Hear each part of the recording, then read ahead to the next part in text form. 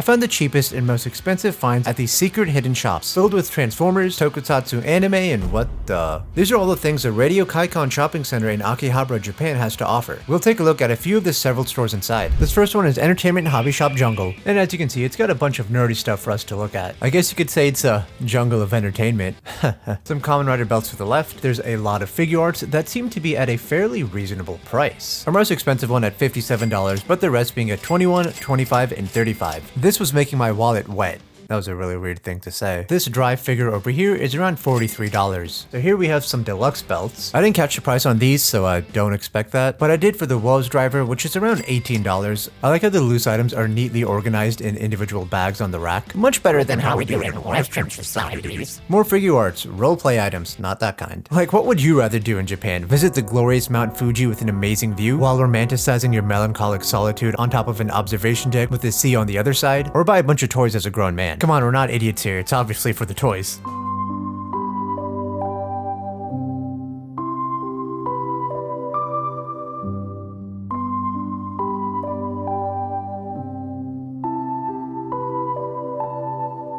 This section all appears to be Ultraman related, some anime stuff here. So I initially dismissed Radio Kaikon because I didn't know what it was when I first came into Japan. Like, I was walking down the street, saw this, and then just walked away. The reason I came here today was because my friend who I met in Japan wanted to hang out for a bit and check out some stores. And I'm really glad I came here. It's definitely a place I'm going to have to visit again when I go back to Japan. The store we're currently in, Entertainment Jungle, tends to have a lot of tokusatsu items. And as you can see, there is a lot of that over here. This is a whole section for Gal Ranger, as well as some other Sentai items. This is around $21 US, but this right above it is around $270. That is what I call being more expensive. And coming down here we have Zenkaiser, and I actually have that Zenkaiser. These are candy toy buildable figures. I actually got one of them right over here, but I have the figure art, so I don't really need two of them now. Why do I need two of them? What I need is to see that view again. Everything here seems to be under $40. Not this stuff up there though. And behind me, these seem to be a lot of plushies and some other items at the bottom. These are candy toys and they do come with candy. I just wouldn't eat them after all these years. And a few more things to the right, as well as other individual loose items at the top. Wow, Mega Man Battle Network. That brings back some nostalgic memories. Yeah, so you should definitely check out this store. Let's move on to some other ones though.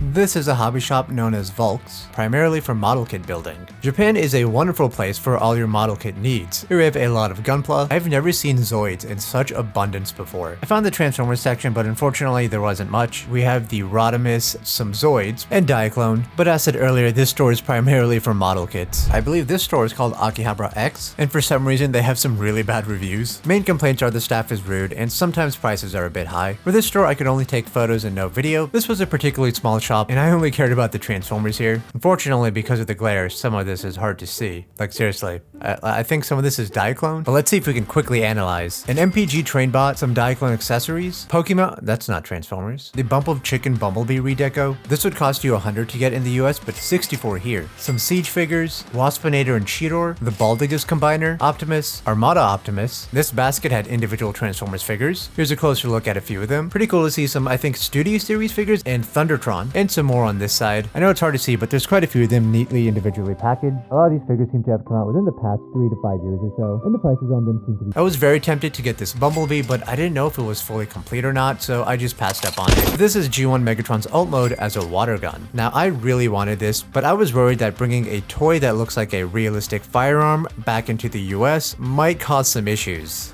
This next store is AmiAmi, and this store pretty much has everything you'll ever need. From your regular anime to Gooner items to Yu-Gi-Oh! This display cabinet has so much. I know it's kind of hard to get a look at all of them. Now I do apologize if my camera work is kind of shitty. When I go back to Japan, I'm gonna make more videos. I plan to buy and film everything on a DJI Osmo Pocket 3 instead of my phone. And I'll try to be more cautious of filming so I'm not randomly filming the ground like this. What the fuck was I doing? And if you want to help me afford that and contribute to this channel, my Patreon is only $1 a month, link in the description.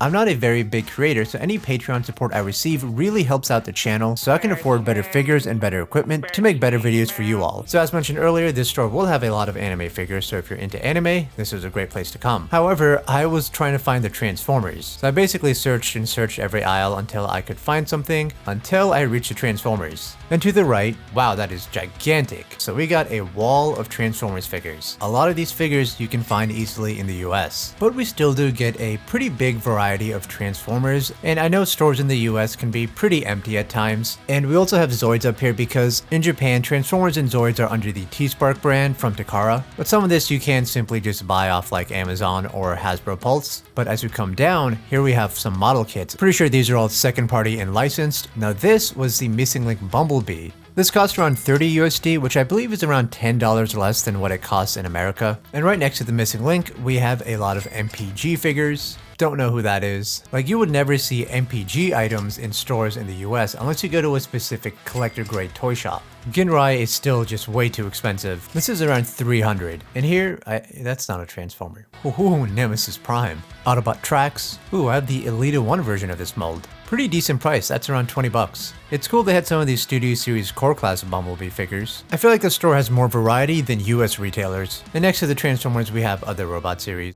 And here are some of the Tokusatsu selections in the store. We got Ultraman and Kamen Rider, the Kamen Rider 01 driver. Now for Tokusatsu, I think I'd recommend Entertainment Jungle over this store. But this store does have a lot of model kits. Now I believe these are also model kits. All the figure-wise standard Kamen Rider ones are right over here. These are the non-model kit Gundam figures. A lot of kits here you would never see in the US. Some model cars in this display. On this side, Gun Girl model kits. Ooh, I like that from the Batman. Now when it comes to buying strictly Western items in Japanese stores, I believe they obviously tend to be more expensive here, so I would just avoid getting them altogether. Here are the anime statues. I believe these are the certain kinds of ones that certain kinds of people would only get. Not that I'm one to judge. Not that I'm one to judge. Not that I'm one to judge. Not that I'm one to judge. I'm actually really impressed by the variety and selection that this store has to offer. Also, this isn't the only AmiAmi in Tokyo. There's another one 1 minute away. It's literally around the corner. But I don't have footage of that. This is a 2-in-1 vacuum and blower, not that kind of blower. It's for cleaning your kits and figures. Now we're in another model kit aisle, and on this side there's a lot of vehicles and Initial D. On this side,